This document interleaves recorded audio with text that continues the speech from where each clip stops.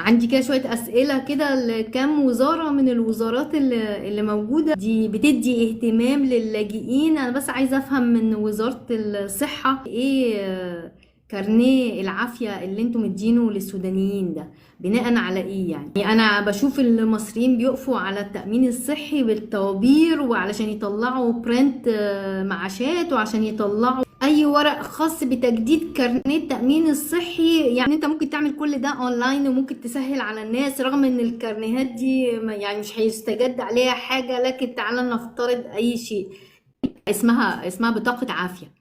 ايه دي؟ انا بسأل، عايزه افهم. محتاجين حد يا جماعة تعاملوا مع الشعب ده، ان انتوا الحكومة بتشتغلوا عند الشعب، فما ينفعش الناس اللي بتشتغل عندي تاخد قرارات كده واحنا مش فاهمين القرارات دي بتاعت ايه.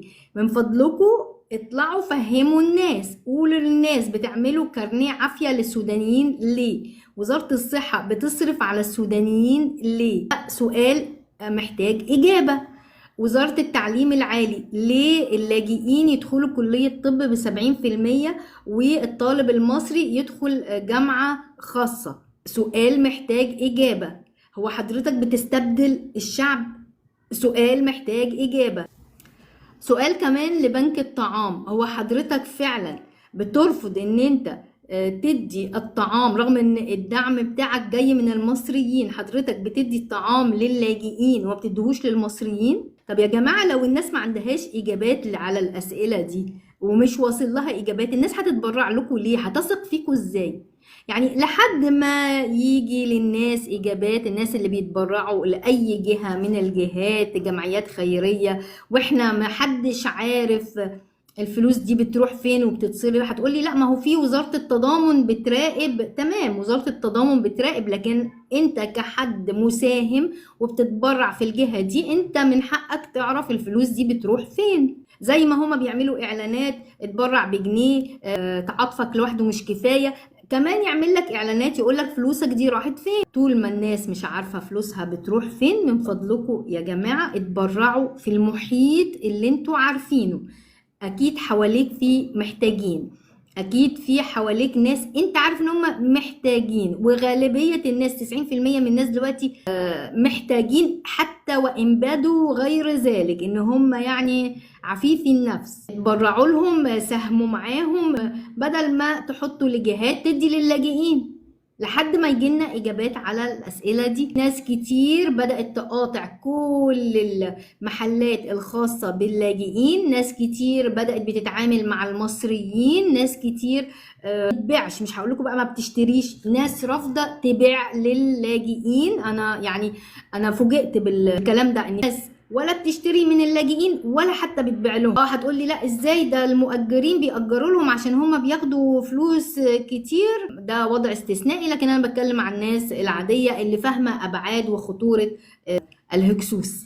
المصري مش عارف يتعالج في مستشفى حكومي لو ما فيهوش تأمين صحي، طبعا دي مشكلة، واعرف حالات كتير، ناس كتير اتوفت لان مش لاقيين سرير لان العدد كبير. فانا عشان كده انا بسأل وزير الصحة، هو حضرتك ايه بطاقة عافية اللي موجودة للسودانيين دي؟ انا مش فاهماها الحقيقة. وزارة الصحة محتاجة تجاوب على كل تساؤلات المواطنين، اللي هو التأمين الصحي ليه الناس بتتعب عشان تجدد الكارنيه، انها بتستخرج كارنيه من اول وجديد كل سنه رغم ان هم معظمهم معاشات وكبار سن وتعبانين وعيانين. ما هو اكيد ما حدش هيروح يستخرج كارنيه التامين الصحي وهو بكامل صحته يعني.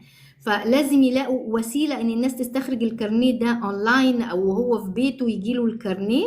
لازم وزير الصحه يشوف الخدمه دي بدل ما حضرتك عندك فائض فلوس توجهها للاجئين، وجهها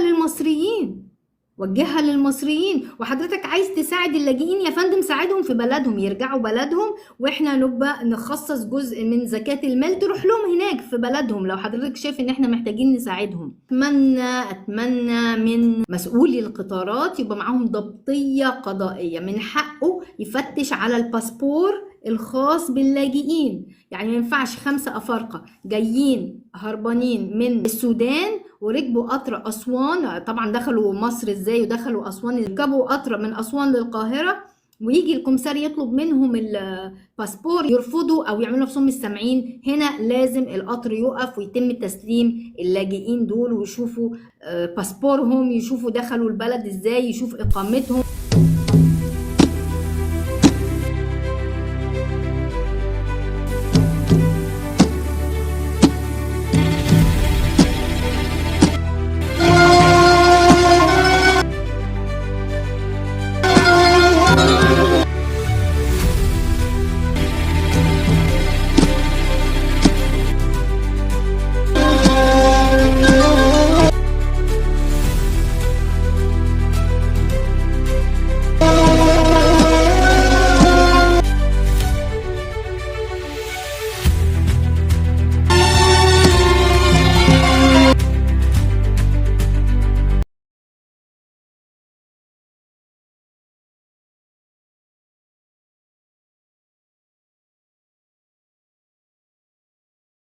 يا بلدنا يا بلد، هو مني انت الولد.